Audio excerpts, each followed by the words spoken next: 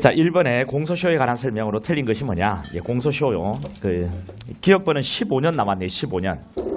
이거 잘못됐죠, 그죠? 몇 년이에요? 25년.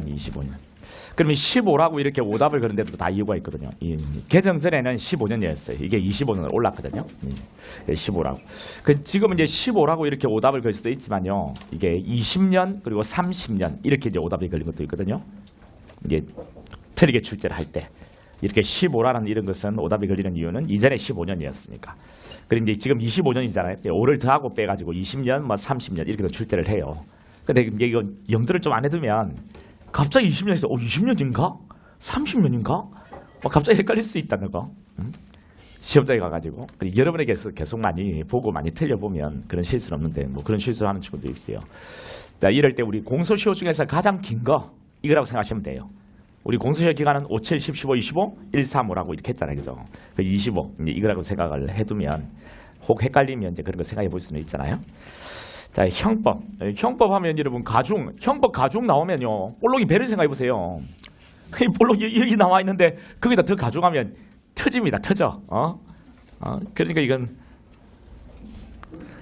내니까 뭐 볼록이 배를 가지고 이렇게 장난칠 수 있지. 이건 누가 하겠노?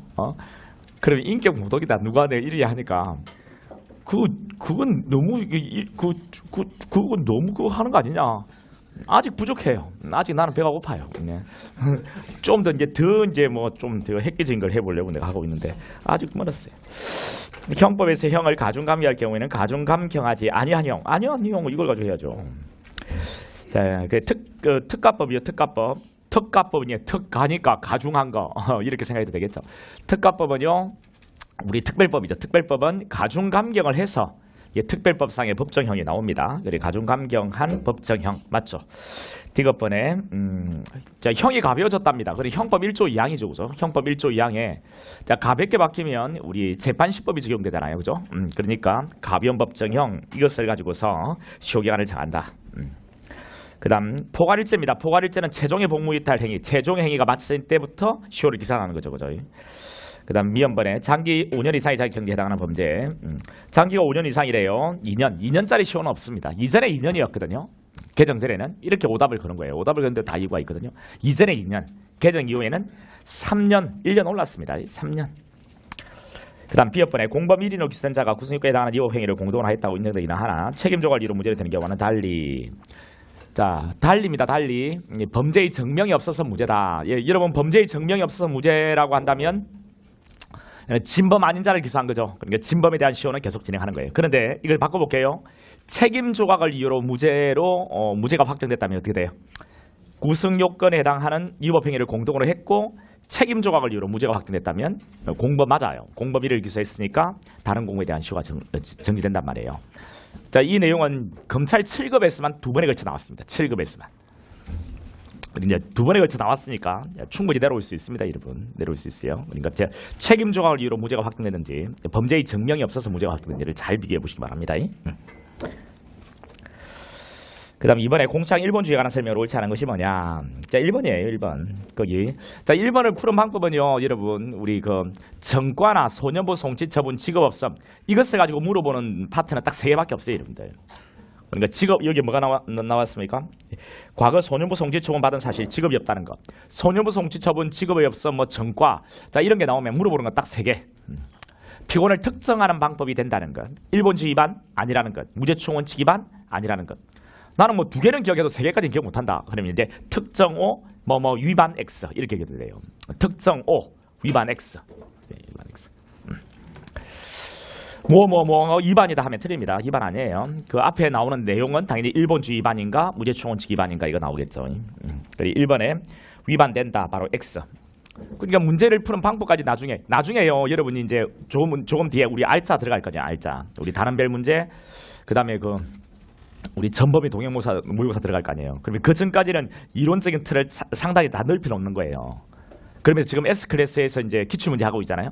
기출문제 하면서 이제 다시 우리 저녁 강의하고 기출문제를 맞춰가지고 이제 같이 나가거든요. 그러면서 이제 저녁 강의 했던 내용이 또 기출문제를 어떻게 나오는지 오답이 어떻게 걸리는지를 다시 한번 더 마지막으로 이렇게 딱 설명해 준다. 이론적인 틀은 여기서 끝.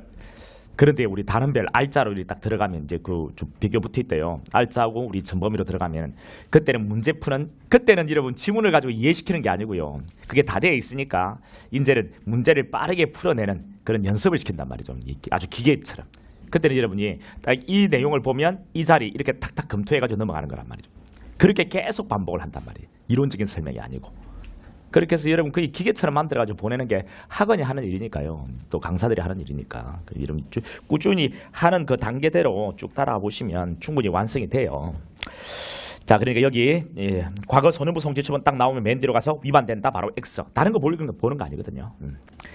자, 2번, 3번, 4번 우리 공소를 제기할 때만 적용되는 거죠. 공파 절차, 갱신의 절차, 파기환송 후의 절차에는 1번지가 적용되기는 어렵고요. 그 다음 3번에 우리 약식기소의 경우에는 서면 심의를 하기 때문에 1번주의가 적용되지는 않습니다. 그리고 약식기소를 할 때 서류 점검을 같이 보내는 거예요.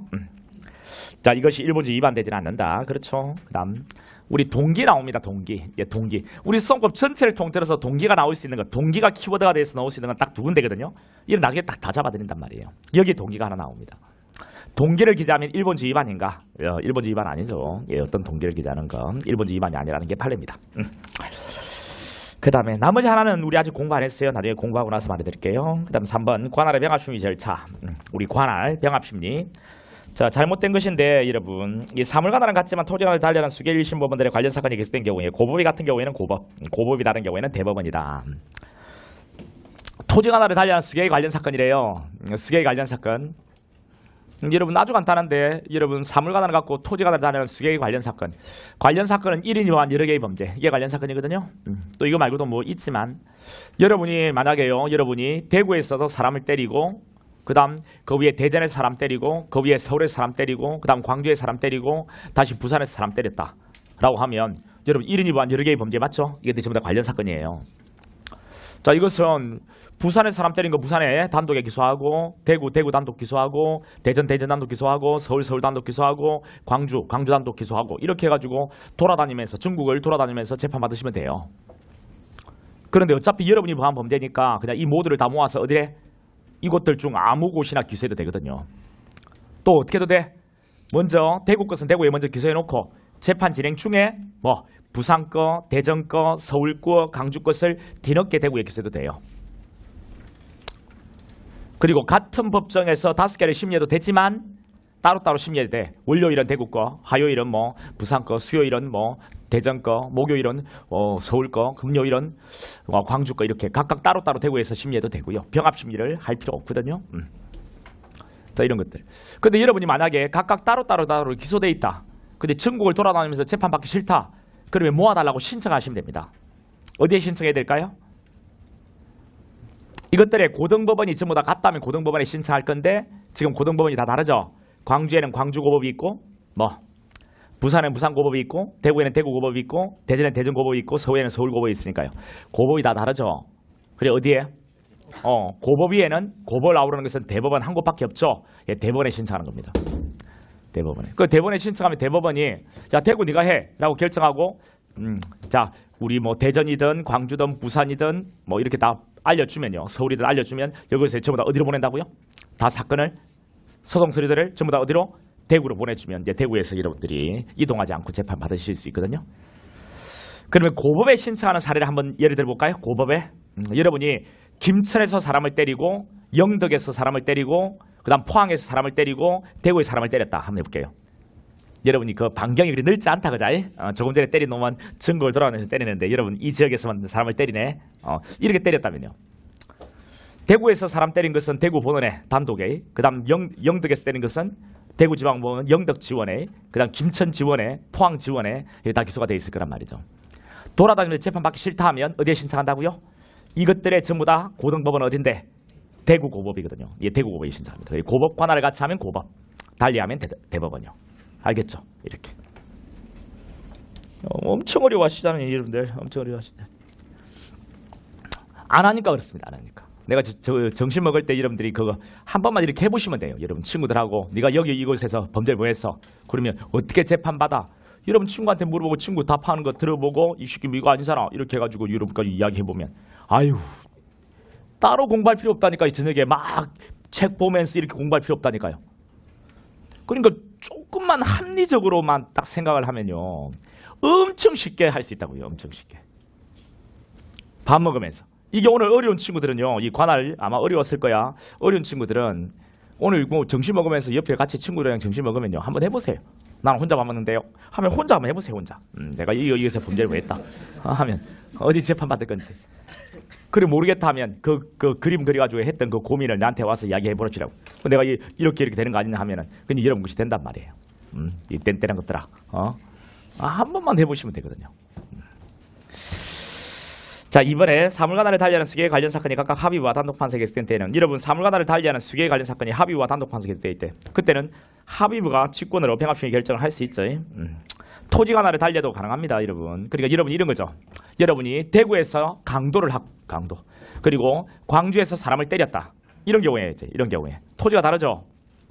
대구에서 사람 때리고 대구에서 강도한 거, 이런 경우 이게 합의부가요, 강도 그 재판하는 합의부가 폭행한 거 있잖아요. 폭행한 거. 이거 병합해서 관할할 수 있어요. 그래서 이 폭행하고 강도를 전부 다 대구지방원 합의부로 기소해도 되거든요. 따로따로 기소했다면 합의부가 야 줘, 내가 재판할게, 이렇게 해도 되거든요. 근데 만약에 이 폭행이 광주에서 일어났다.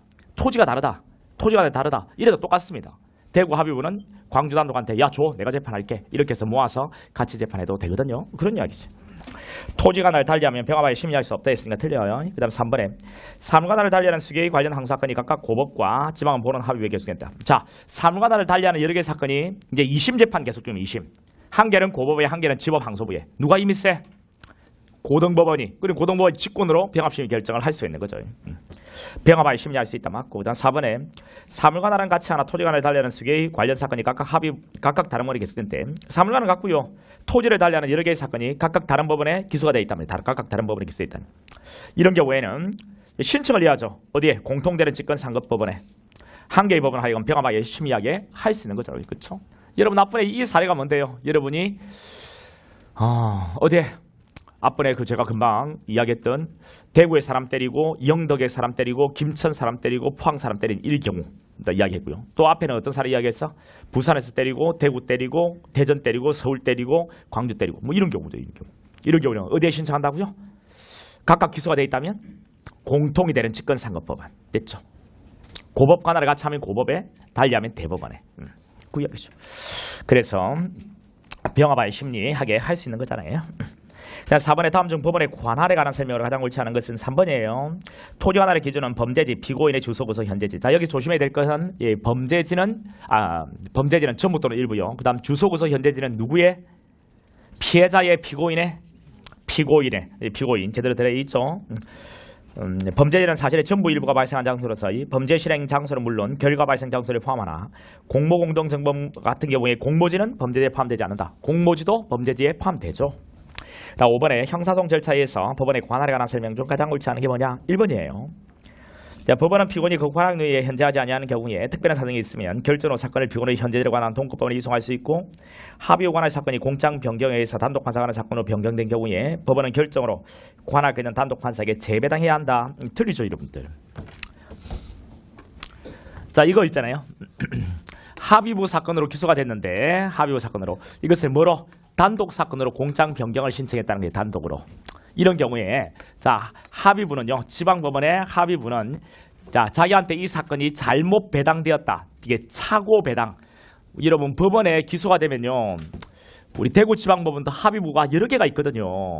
그러니까 어떤 사건이 합의부 사건으로 기소되고, 만약에 우리 대구지방법원 형사 27부 거기에 만약에 합의부에 배당이 되었다. 근데 이 사건이 이렇게 단독 사건으로 공장 변경이 허가됐다. 그러면 내한테 합의부에 잘못 사건이 배당되었네. 이게 단독 사건이니까 이 단독한테로 다시 단독한테로 재배당을 해야 되는 거냐? 재배당해야 되는 거냐? 아니라고요. 재배당하는 게 아니고 그냥 합의부가 실체 심판하는 겁니다. 공장 변경이 되었는가 되지 않았는가는 문제되지 않아요. 우리 법전 어디에 뒤져봐도 이렇게 단독한테로 다시 보내라는 법 규정이 없습니다. 자, 합의가 재판에도 전혀 문제 안 되는 것이 이렇게도 단독이고요. 단독이고 단독 세 놈이 모인 게 합의부니까 전혀 문제 안 되고요. 그다음 자, 원래는 단독이 재판에 될 사건을 합의가 재판에 주면 피고인 입장에서는 신중한 재판을 받는 거니까 피고인에게 더 좋은 거예요. 또 이렇게 보내고 자식할 때 시간이 더 오래 걸려요. 그래 제가 재판하는 것이 신속하게 재판을 끝내는 이점도 있고 피고에게도 좋고 또 이렇게 보내라는 법 규정이 없으니까 그냥 재판을 끝낸다라는. 그래서 뒷부분이 잘못됐죠. 그 다음에 6번 공소시효에 관한 설명 중 가장 적절한 것이 뭐냐. 공소시효 1번 잘못됐습니다. 여러분. 이건 어려워요. 여러분들. 1번 지문은 익히 공부한 친구들도 어려워요. 공소시효를 정지 연장 배제하는 내용의 특례 조항을 신설하면서 소급 적용에 관한 명시인 경과 규정을 두지 아니한 경우에도 그 조항을 소급하여 적용할 수 있다 볼 것인지에 관하여 이를 해결할 보편타당한 일반 원칙은 존재하지 않습니다. 여러분 그 공소시효는 사실 이런 내용은 형법에서도 나중에 한번 들어보십니다. 여러분 형법에서도 공소시효에 관한 이야기를 많이 형법에서 하거든요. 공소시효라는 것이 형법상의 제도라 했잖아요. 자, 이거는 어떤 내용이냐면 우리 그 공소시효 같은 경우에는 이것을 연장할 수도 있고요. 연장 좀 줄일 수도 있고요. 연장할 수도 있고 정지할 수도 있고 배제할 수도 있고. 자, 이런 특례 조항을 신설할 수 있거든요. 그런데 이걸 연장시킬 건지 배제할 건지 뭐 이런 것들을 뭐 해결할 만한 어떤 보편타당한 일반 원칙이라는 것은 없고요. 그때마다 자, 피고의 입장에서는 범죄자 입장에서는 공소시효가 이제 거의 끝나간다는 어떤 기대를 가지고 있잖아요. 공소시효 끝나고 나면 처벌되지 않을 거라는 기대를 가지고 있잖아요. 그런데 이것을 정지시켜버리고 배제시켜버리고 연장을 해버리면 이런 기대를 허물어버리는 거잖아요. 그렇잖아요. 그러니까 이건 연장 이거 하는 거 이거 안 되는 거 아니냐, 배제하는 거 안 되는 거 아니냐 이런 주장이 있을 수 있단 말이죠. 피고인 입장에서는. 근데 우리 우리 헌법재판소 법원이 어떤 이야기를 하냐니까 공소시효가 완성될 거라는 것은 장래의 불확실한 기대에 지나지 않는단 말이죠. 법적으로 보호해야 되는 것은 아니란 말이죠. 그러면서 자 이것을 법을 개정하면서 공소시효를 연장하는 것도 가능하고 정지시키는 것도 가능하다. 근데 이것은 그때마다 비교 형량을 한다는 겁니다. 연장이나 정지를 시키면 얻게 되는 공익하고 그다음 연장이나 뭐 정지 배제함으로써 침해되는 개인의 어떤 신뢰보호 이익하고 이것을 적절하게 비교해가지고 공익이 크다면 이제 이런 연장하고 배제하고 이렇게 하는 특례 규정을 신설할 수도 있다 말이죠. 그때마다 비교 형량을 하는 것이고 보편타당한 일반 원칙은 존재하지 않는다. 됐죠? 존재한다 했기 때문에 틀립니다. 어려워요 이거는. 공소시효 정지를 위해서는 형사처벌을 면할 목적이 있을 것을 요구한다. 여기서 형사처벌을 면할 목적은 국외 체류 유일한 목적으로 되는 것에 한정된다. 아니죠. 주된 목적, 유일 목적일 필요 없다 했죠. 여러 체류 목적 중에 포함되어 있으면 충분해. 그 다음 3번에 범인이 형사처벌을 면할 목적으로 국외에 있는 경우에 범인이 국내에서 범죄를 저지르고 형사처벌을 면할 목적으로 국외로 도피한 경우에 한정되고 범인이 국외에서 범죄를 저지르고 형사처벌을 면할 목적으로 국외 체류를 계속하는 경우는 포함되지 않는다. 포함되죠. 국내에서 범죄를 범하고 국외로 이렇게 나가는 것에 한정되지 않습니다. 국외에서 범죄를 범하고 국외 체류를 계속하는 경우에도 여기 형사처벌을 면할 목적으로 국외 체류한 것으로 봅니다. 외국에서 여러분이 그러니까 절도나 폭행이나 뭐 이런 범죄를 범했다. 그러면 외국에서 재판 받아요. 그리고 이제 외국에 계속 머무르고 있으면 여러분이 외국에서 범한 범죄지만 대한민국 법원에서 재판합니다. 재판권이 있어요. 근데 외국에 계속 머무르고 있으면 시효는요. 시효는 어떻게 돼? 시효는 계속 정지가 됩니다. 여러분. 정지돼요. 외국에서 범죄를 범하고 외국에 체류를 계속하는 경우도 시효는 정지된다. 4번은 맞죠. 그죠? 알고는 나가야만 정지가 되는 거예요. 알고. 처벌될 거라는 것을 알고 나갔을 때. 처벌될 거라는 것을 모르고 나갔다면 이것은 형사처벌을 면할 목적으로 국외에 체류했다고 보지는 않습니다. 거기 당해 사건으로 처벌받을 가능성이 있음을 인지하였다 보기 어려운 경우라면 뭐 다른 고소사건과 관련하여 형사처벌을 면할 목적으로 국외에 있는 경우라 하더라도 당해 사건에 형사처벌을 면할 목적으로 국외에 있었다고 볼 수는 없다는 거. 그 다음 7번 공소시효에 대한 설명으로 가장 적절하지 않은 게 뭐냐. 4번이죠. 4번에 쭉 가면 상상력 경합 이야기하는 거거든요. 여러분 상상력 경합이 형법에서는 수재 아닙니까? 그래서 변호사가 변호사법 위반죄와 사기죄를 범했을 때 변호사법 위반죄의 시효가 완성됐다 해서 그 죄와 상상력 경합 관계에 있는 사기죄까지 시효가 완성된 것은 아니다. 뭐 그런 이야기죠. 완성된다 했기 때문에 틀리고요. 8번 문제 공소시효 정지에 관한 설명 중 틀린 것이 뭐냐. 3번이죠. 소년 보호 사건에 관하여 소년법 판사가 심리 개시 결정을 한 때에는 그 사건에 대한 보호 처분 결정이 선고될 때까지 공소시효가 정지된다. 선고될 때까지 어때요? 선고될 때까지. 선고될 때까지입니까? 아니죠. 뭔데요? 확정될 때까지. 확정될 때까지. 그다음 9번에 공소제기 효과. 자, 2번입니다. 2번. 공소가 제기되면 동일 사건에 대해서 다시 공소를 제기할 수 없으므로 동일 사건이 수개의 법원에 계속된 때는 공소기각 판결을 해야 한다. 하나의 사건이 수개의 법원에 들어가 있다. 수개의 다른 법원이에요. 그 뭐 공소와 판결이 아니고 공소기각 결정입니다. 여러분 이렇게 생각해 보세요. 하나의 사건이 수개의 법원, 다른 법원, 여러 개의 법원에 들어가 있으면 경합에 문제가 생겨요. 경합에서 이긴 놈이 재판한다. 진 놈은 결별한다. 진놈은 그 사건과 결별한다. 하나의 사건이 여러 개의 수개의 법원에 들어가 있으면, 여러 개의 다른 법원에 들어가 있으면 서로 재판하겠다고 싸운다. 이긴 놈이 재판하고 진놈은 결별한다. 결정이요. 결정. 판결하면 틀립니다. 판결은 언제 떨어지는 거죠? 하나의 사건이 동일 법원에 이중 기소된 경우. 먼저 기소해서 재판하고 있는데 또 동일 법원에 들어오면 그때는 뭔다? 뒤에 들어온 것은 공소기각 판결로 끝내는 거죠. 판결. 우리 동동판, 동다결 이렇게 했잖아요. 그죠? 많이 나와요. 이런 형태는 정말 많이 물어봅니다.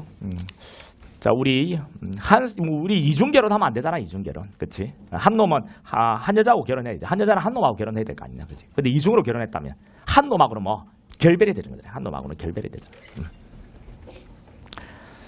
자, 10번에 공소시효에 관한 설명 중 가장 옳지 않은 게 뭐냐? 2번이죠. 공소가 되게 되면 공소시효는 중단되고, 여러분 중단이라는 글자 나오면 바로 땡. 왜? 공소시효는 우리나라는 중단이라는 제도가 없습니다. 여러분 중단이라는 제도는요, 여러분 간혹 가다가 형법에 나오는 형의 시효 있잖아요. 이걸 공소시효하고 착각하는 친구들이 있어요. 형법에는 형의 시효가 있습니다. 볼록이는 내 형 아이가, 그러니까 형의 시효, 내 동생 시효, 공소시효, 형의 시효. 형법에 형의 시효가 있거든요. 형의 시효는 뭐라고요? 확정이 됐을 때 등장하는 시효가 형의 시효. 확정이 됐을 때. 우리는 수사를 하고 그 다음에 기소해서 재판할 때 이때 시효가 뭐? 공소시효. 확정된 뒤에 등장하는 것은 형의 시효. 형의 시효는 정지도 있고 중단도 있어요. 처음부터 다시 형의 시효가 진행하는 그런 사유도 있고, 멈췄다가 남아있는 그 형의 시효가 계속 진행하는 정지도 있고. 근데 우리 수성법은 그냥 깔끔하게 뭐밖에 없다고요? 정지밖에 없어요. 정지밖에. 다시 처음부터 진행하는 건 없다고요. 됐지. 중단했으니까 바로 틀리죠. 그 다음 11번 볼까? 11번. 11번은 검사 A는 공사실 일부가 되는 범죄 일람피를 컴퓨터 프로그램을 통해서 잃어보거나 쭉 내려가서 우리 그 공소를 제기할 때 공소장에다가 어떤 파일, 그 공소장에 적을 내용이 너무 기니까요. 이걸 파일 형태로 저장 매체에 첨부해서 공장에 첨부해서 보냈단 말이에요. 서면인 공장이 된 부분에 한해서 공사된 것을 볼 수 있을 뿐이다. 맞고, 저장 매체에 저장된 저장 형태의 문서 부분까지 공사된 것을 할 수는 없다. 맞고, 이러한 형태의 공소를 허용하는 별도의 규정이 없을 뿐 아니라 저장 매체나 전자적 형태의 문서를 공장 일부로서 서면으로 볼 수도 없다. 맞고, 이런 전자적 형태의 문서의 양이 방대하여 그와 같은 방식의 공소기를 허용해야 할 현실의 필요가 있다거나 피고인과 변호인이 이를 제기하지 않고 변론을 하겠다 하여 달리 볼 것도 아니다. 맞죠? 그죠? 오케이. 그 11번 같은 경우는 잘했어요. 87. 이게 18년인데 잘했다. 12번에 공소 후에 수사에 관한 설명으로 가장 적절하지 않은 게 뭐냐? 1번에 검사가 공소 후에 피고인을 피해자로 신문하여 작성한 진술조서는 증거력이 없다. 여러분 기소 이후에요, 피고인을 불러와서 하는 조사활동 돼? 안 돼? 응? 되지. 기소 이후에 강제수사 되니 안 되니? 이거부터 가볼게. 안 되고 임의수사는 돼? 안 돼? 됩니다. 여러분 하는 거야. 여러분 사건이 기소가 되어도 여러분이 강제수사를 하면 안 된다. 여러분 나중에 형사가 됐을 때. 근데 뭐는 된다고요? 임의수사는 된다. 임의수사는 그 피고인 잠깐 찾아가서 피고인한테 뭐 조사할 게 있으니까 잠깐 가주시겠습니까? 하면 피고인이 싫거든 하면 가자 이 새끼야. 이렇게 하면 안 돼요. 아니 뭐 좀 물어볼 게 있는데 당신에게 도움이 돼 있는지 뭐 가주시겠습니까? 이렇게 뭐 가자라고 하면 뭐 데리고 와가지고 조사하는 거 이거 가능합니다. 그런데 이때 여러분 한 가지 조심해야 될 것은 이미 이제 기소가 되어서 피고인이 되었으니까 피해자가 아니기 때문에 피해자 신문은 아니다. 이거 참고 조사에 지나지 않는다라고 참고인 진술 조서를 끄집어내가지고 참고인 조사 형태로 조사를 하면 돼? 안 돼? 안 돼요. 기소가 되었다 하더라도 그런 불러와서 하는 조사 활동은 어디까지나 뭐 피해자 신문이기 때문에 그 피해자 신문의 과정대로 해야 돼. 알겠지? 그러니까 뭐를 고쳐야 되니? 사전에 피해자 신문할 때 진술거분 고쳐야 되잖아요. 거기서부터 시작해야 된다고. 그 부분만 조심하면 돼. 기소 이후에 피고인 불러와서 하는 조사 활동은 된다 안 된다고요? 됩니다. 이것을 진술조서에 적어도 이건 어디까지나 서류는 타이틀대로 가거든요. 타이틀대로 가는 게 아니거든요. 미안해요. 아니에요. 진술조서라 돼 있어. 이건 어디까지나 피해자 신문조서예요. 피해자 신문조서고 피해자 신문의 과정대로 해야 돼. 그러니까 피고인 불러와서는 조사활동 됩니다. 검사가 공소유예 피고인을 피해자로 신문하여 작성한 진술서는 증거력이 없다 하면 틀려요. 불러와서는 조사활동 허용되기 때문에 증거력이 인정돼요. 물론 피해자 신문의 과정대로 했을 때 이야기겠죠.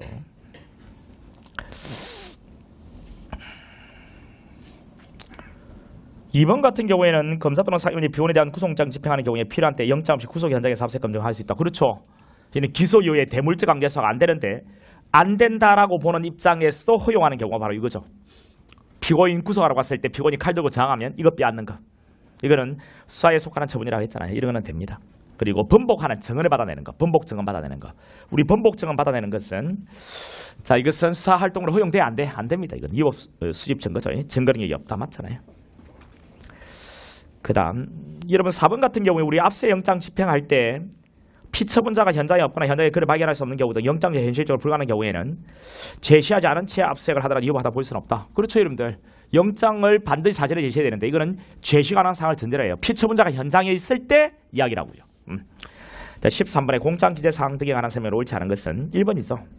여러분 포괄일제 같은 경우에는 마치 제가 이렇게 빗대어 이야기했잖아요. 우리 볼록이가 만약에 밥을 먹을 때 공깃밥을 한 5그릇을 비웠다. 그러면 이 밥 먹었다는 걸 누구한테 이야기를 해야 돼. 그때 첫 번째 공깃밥은 어떻고 두 번째 공깃밥은 어떻고 세 번째 공깃밥은 어떻고 물론 이렇게 이야기해도 되지. 근데 꼭 그럴 필요 없다 그자. 공깃밥을 총 몇 그릇 먹었는지 언제부터 언제까지 식사했는지 이렇게 포괄적으로 이야기하면 돼 안 돼? 되지. 이거 뭐 공소장에 적는다 할 때도 마찬가지로 개개 공깃밥을 적어도 되지만 꼭 그렇게 하지 않아도 돼. 근데 여기는 뭐라 했니? 거기 포괄일제 이루는 개개 범죄 사실 모두 특정되도록 기재해야 한다. 이렇게 돼 있지. 틀리지. 포괄일제는 개개 뭐뭐뭐뭐 해야 한다 하면 틀리다. 이렇게 기억하면 돼. 그 문제를 푸는 방법 나중에 우리 알짜나 우리 전범이 가면 이런 연습시킬 거라는 이렇게 설명을 내가 구구절절 할 짬이 없으니 그때는 마지막으로 문제를 계속 많이 풀어보면서 이거 답 내는 연습을 하는 것이란 말이에요. 그 전까지 우리 저녁에 지금 하고 있는 아직 종각 못한 핵심 정리까지 그리고 S클래스의 기출까지 어떤 설명이 곁들여지는 거고 이제 알짜부터는 오로지 이제 문제를 푸는 여러분 기계를 만들어 줄 거란 말이에요. 그러니까 여기서는 딱 어떤 거 보이네. 아 포괄일제 나왔네. 자 개개 찾아보자. 개개. 개개. 할 필요 없다라고 해야 되는데 맞아. 맨 뒤에 기재해야 한다. 바로 땡 이렇게 해서 딱 넘어간단 말이에요. 이런 것들을 계속 연습해서 이제 문제 푸는 기계를 만들어 준단 말이에요. 자 이게 개개 기재해야 한다면 틀리죠. 전체적으로 우리 공소시효에 가도 또 문제가 나와요. 공소시효. 자 공소시효 계산할 때 개개 행위마다 공소시효를 계산합니까? 아니죠. 여러분 밥값 계산할 때 볼록이가 5,000원짜리 밥을 먹어서 공깃밥 5그릇 비웠거든. 한 그릇 비울 때마다 1,000원씩 결제하나? 아니지. 마지막 공깃밥 딱 비우고 5,000원 결제하잖아요. 마찬가지란 말이에요. 개개 행위마다 시효를 계산한다. X. 그 다음에 14번에 공소시효에 관한 설명으로 가장 적절하지 않은 것은 1번이죠. 실행에 착수한 때 시효가 진행하는 게 아니고 언제요? 범죄가 종료했을 때 그때 시효를 기산하는 겁니다. 그 다음에 15번에 공소시효에 관한 설명으로 옳지 않은 것은 3번이죠. 사람을 살해한 범죄가 나왔는데 이게 종범은 제외야 포함이야? 종범이란 글자에서 제외가 나오죠. 제외 좋고요. 그 다음 또 하나 점검해야 돼. 자, 이 개정법 시행 전에 범한 범죄에 대해만 적용돼? 시행 후에 범한 범죄에만 적용돼? 아니면 시행 전에 범한 범죄도 적용이 되는데 단 시효가 완성되지 않아야 돼? 첫 번째, 두 번째, 세 번째 답은? 세 번째. 이 법 시행 전에 범한 범죄도 적용이 되는데 단 시효가 완성되지 않은 범죄에 적용되는 거지. 근데 시행 이후에 발생한 범죄에만 적용한다? 이번에 국가직 X. 시행 전에 범한 범죄로서 시효가 완성된 범죄에도 적용된다? X. 이거는 경찰직 시효. 정확한 것은 시행 전에 범한 범죄도 적용되는데 단 시효가 완성되지 않은 범죄여야 한다는 거. 한번 봐보세요. 시행 후에 범한 범죄에 대해서만 X. 그다음 16번 사상 압색 이거는 그 지지난주에 했던 거죠. 이게 3번입니다. 수사기관이 영장을 소지하지 않은 경우에 급속을 하는 때 피해자에 대해서 범죄의 요지, 영장에서 고하고 집행할 수 있고 이 경우 영장 집행을 완료한 후에 신속히 영장을 제시해야 한다라고 했는데요. 여러분 그 영장을 소지하지 않은 경우에 급속을 요하는 경우 우리 대물의 경우에요. 대물의 경우에 압수수색 대물의 경우에 긴급 집행이 돼야 안 돼? 안 되죠. 발부된 영장은 반드시 사전에 제시하고 해야 돼. 그러니까 3번이 틀리죠. 17번의 재정신청이요. 여러분 재정신청의 숫자. 재정신청의 숫자가요. 어떻게 되냐면 재정신청의 숫자가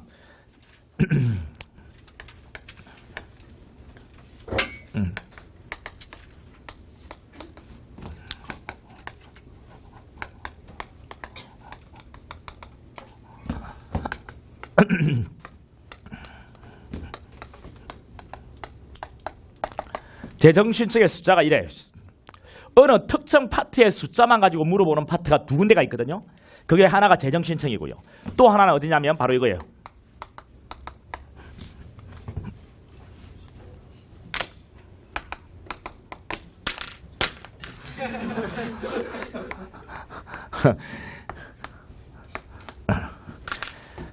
어느 특정 파트의 숫자만 가지고 이제 물어보는 문제 있잖아요. 이게 딱 이 두 군데. 자, 여러 군데에 있는 숫자를 다 모아가지고 박스 쳐가지고 숫자의 합이 얼마냐 이렇게 물어보는 문제는 각 파트들마다 숫자가 되게 많이 있잖아요. 우리 S클래스에 가면은 숫자 특강을 해드릴 겁니다. 숫자 특강. 숫자를 가지고서 물어보는 숫자들을 쭉 뽑아가지고 숫자 특강을 해드릴 거예요. 그리고 마지막으로 숫자 한번 점검해 보라고. 숫자가 시험에 많이 나오거든요. 그런 것도 다 해드릴게요. 자, 이거 이 두 군데입니다. 이거는 뭔데 이럽니다. 이거 5, 7, 10, 15, 25, 1, 3, 5 뭔데? 공소시효. 오케이. 공소시효. 여기다 이제 막대기를 내려주면 된다. 그죠?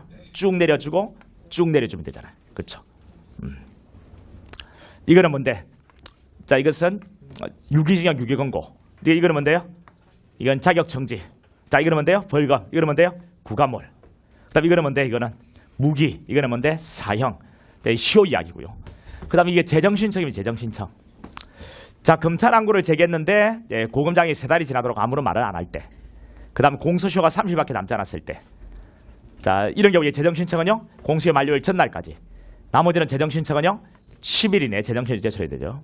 그러니까 공소시효 만료일 전날까지 재정신청 제출하고요. 그다음 자, 검찰 항고를 거친 경우에는 7일에 고등법원에 송부하는 거예요. 7일에. 그다음 직접 바로 재정신하는 경우에는 30일에 고등법원에 송부하는 거고요. 기억이 안 나시죠, 여러분? 그다음 여기 고등법원은 접수 통지를 10일 이내 하는 겁니다. 10일 이내. 그리고 고등법원은 3달 동안에 재정신청에 대한 심리를 진행하도록 되어 있거든요. 근데 이런 것을 기억이 안 날 건데 해드리는 이유는요. 보고 또 보면요. 기억이 더 잘 납니다. 나중에는. 계속 내가 안 해주잖아요. 안 해주면 여러분 많이 못 보면요. 많이 안 보면 친숙해지지 않아요. 우리 많이 보는 사람은 친숙해지거든요. 여러분. 많이 보면요. 많이 보면. 정이 들거든요. 그래서 계속 한번 봐주세요. 이걸 아시죠? 나는 몰라. 안 봐. 이렇게 하면요. 여러분 친숙해지지 않아요. 어느 순간은 여러분 이거 다 알고 들어가야 되거든요. 시험장에. 많이 본 사람이요. 시험장에 빨리 들어가서 빨리 좋은 결과가 나와요. 그러니까 해줄 때마다 계속 보시고 암기하라고 그냥 안 할게. 암기는 무조건 해야 되지만 나중에 자연스럽게 될 거니까 계속 봐주시고. 검사 공소시효 만료일 30일이죠. 그 다음에 니은 항고계약 통지받은 날 항고 전체 예외 적용하는 경우 각호 1일 경우를 제외하고는 10일이죠. 그 다음 재정신 제출받은 날부터 7일이죠. 7일. 고등법원에 송부하는 거 7일이죠. 그 다음에 법원은 재정신을 송부하던 날부터 10일이죠. 10일. 자, 압수물 처리에 대한 설명 중 옳지 않은 것은 자, 기억번에 몰수하열 압수물로서 멸실 파손 부패 보관하기 어려운 압수물 폐기. 자, 바로 틀립니다. 여러분. 왜 틀려요 여러분들? 정답률이 37밖에 안 남았다. 자, 이런 문제 풀 때 이렇게 풀었나 너희들? 몰수란 글자가 나오면 뭘 해야 돼? 몰수한 대 이렇게. 몰수한 대 몰수로 시작하면 뭐가 나와야 돼? 맨 뒤 대가보관이 나와야 되잖아요. 대가보관. 폐기 처분이 나오기 위해서는 앞에 어떤 글자가 나와야 돼? 위법 폐기 이렇게. 여러분 문제 푸는 방법을 알려주잖아요. 방법을. 이렇게 안 하면 여러분 어려워요. 어려워요. 기억 틀리고요. 니은 증거에만 공할 목적 앞선 물건. 우리 가안부는요. 가안부는 증거에만 공할 목적 앞선 물건 계속 사용할 필요가 있는 경우에는 직권에 안 필요적 가안부고 증거에 공할 압수물, 증거에 공할 압수물 또는 임의 정보 있음물은 청구했을 때 가안부할 수 있다 했죠? 증거에만 가안부 하여한다. 이거 옳죠? 디귿번에 압수물 함부로 받은 자가 사인의 소유권 포기확서. 여러분 소유권을 포기해도 그래 실체법상의 권리, 민법상의 소유권은 잃어도 자 환부 청구의 소멸하는 건 아닙니다. 그리고 환부 의무가 면제되지 않죠. 면제되고 X. 자, 리얼번에 피해자에게도 통지해라. 환부할 때는 이해관계를 통지하는 거니까 맞고, 그다음 미연번에 자, 우리 환부라는 것은 환원시키는 겁니다. 복귀시키는 거거든요. 민법상의 소유권을 확인시키는 효력이 없어요.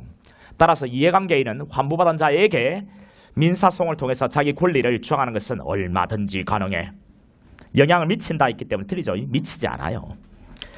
자, 19번에 강제처분한 경우에 사후에 영장을 요하지 않는 건 19번도 정답률이 그리 높지는 않네요. 그 다음 피해자를 체포하면서 여러분 우리 체포하는 현장에서 압수한 거, 체포, 구속 현장에서 압수한 거 계속 압수할 필요가 있다면 사후영장 받아야죠. 니언번에 체포 구속하는 경우에 필요에 의해서 영장 없이 타인의 주거를 수행한 거, 타인의 주거를 수행했을 때 사후에 수행 영장 필요 없어요. 범행 중 범행 직후 사후영장 필요하죠. 임의로 제출한 물건 압수했을 때 사후영장 필요 없어요. 그 다음 20번. 자, 압수의 검증에 대한 설명으로 가장 옳지 않은 것은 2번입니다. 2번. 긴급히 압수할 필요가 있어서 압수한 때부터 24시간 이내 압수의 영장을 청구해야 한다. 기니 맞죠, 그죠? 긴급히 24시간 이내. 기니입니다. 기니. 자, 틀렸네요. 자, 긴급 체포된 자가 소유 보고하면 긴급히 압수할 필요가 있어서 영장 없이 압수했네, 그죠? 24시간까지 압수했어. 난 그 이유 물어보는 줄 알았다. 자, 압수했는데 압수한 때부터 영장 청구는 언제? 거기에 압수한 때부터 24시간 이내. 아니죠, 그죠? 체포한 때부터 몇 시간이요? 48시간까지는 영장 청구 있어야 되죠. 여기 24시간이 이렇게 오답이 충분히 걸릴 수 있습니다, 여러분. 빨리 읽으면. 왜 그래요? 여기에는 24시간도 있죠, 그죠? 24시간하고 48시간 두 개가 다 나와요, 숫자가. 긴급 체포된 놈의 소유 보관 물건에 대해서 긴급히 압수할 필요가 있을 때 몇 시간까지? 24시간까지 압수의 검증이 가능하다는 이 24시간도 기억해야 되고요. 이렇게 압수한 물건을 계속 압수할 필요가 있다면 지체 없이 압수의 영장을 청구하는데 아무리 늦어도 몇 시간까지? 체포한 때부터 48시간까지 영장을 청구해야 돼요. 됐죠? 자, 나머지는 모르니까요. 여기까지 마치고 한 5분만 있다가 바로 수업하도록 할게요.